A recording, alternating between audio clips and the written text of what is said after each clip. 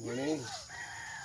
No? So, harvest tayo ng talong. Samang Labintas family.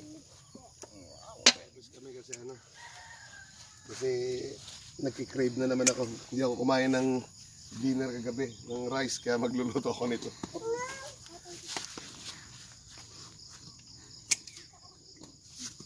Marami tayong harvest today.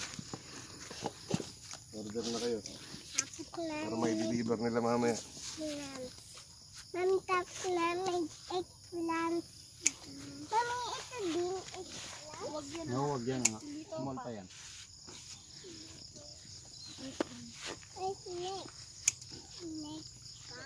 Kalahati. Ano? Ito lang ito lang dalawang na to, malaking natin, garden bed, double row. Ito na, wala pa tayo sa kalahati, halos 1/4 pa lang yung nakuhanan namin.